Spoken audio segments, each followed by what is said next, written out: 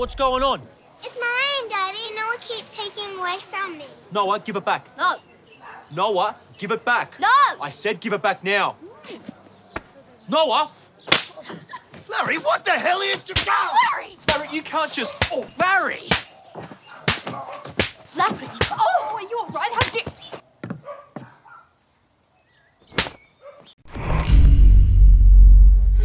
What's up guys, Sal here. So at this point we know that rollable phones are the inevitable future of foldable smartphones. A lot of companies are working on this technology, including Oppo, Xiaomi, Motorola, and of course Samsung. The last time we talked about Samsung's rollable phone, we got to know the codename of the handset, and it was reported that Samsung will launch a third phone alongside the Z Fold 4 and Flip 4 in August. A lot of people believe that this third handset is going to be the long-awaited rollable phone. Now we'll have to wait and see if that is indeed the case, but in the meantime Samsung has released a new video that shows how rollable phones are even more incredible than we initially thought.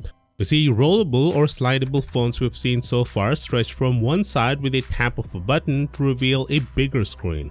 But Samsung is now showing that the future rollable phones could be stretched from both sides to reveal a much bigger and widescreen real estate.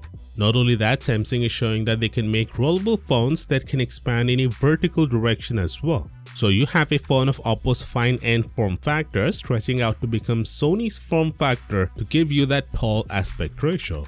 Honestly, I find rollable phones way more exciting than foldables, although they both share a common goal, which is to give people a bigger screen to work with while still keeping the device compact enough to carry around. But rollable phones are superior in my opinion because they are more practical and more sci-fi like, they aren't bulky, and there is no problem of that crease. Now some of you might say they aren't as durable as foldables because the screen is exposed to the environment all the time. Well, you see, since there is no sharp folding action going on here in rollable phones, Samsung can increase the thickness of ultra-thin glass substantially to make it more resistant to scratches and dents. So durability shouldn't be a problem with these handsets. Anyway, like I've said, there are reports that we might see Samsung reveal this phone as soon as August alongside the Z Fold 4, but will that actually happen remains to be seen.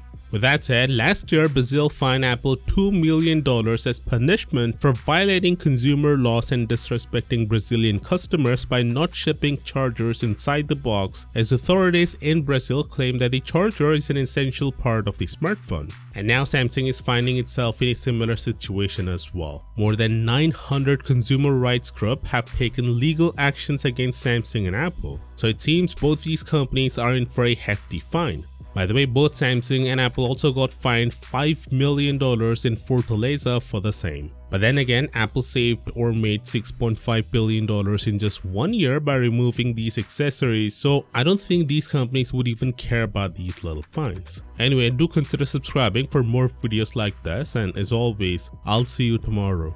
Peace out.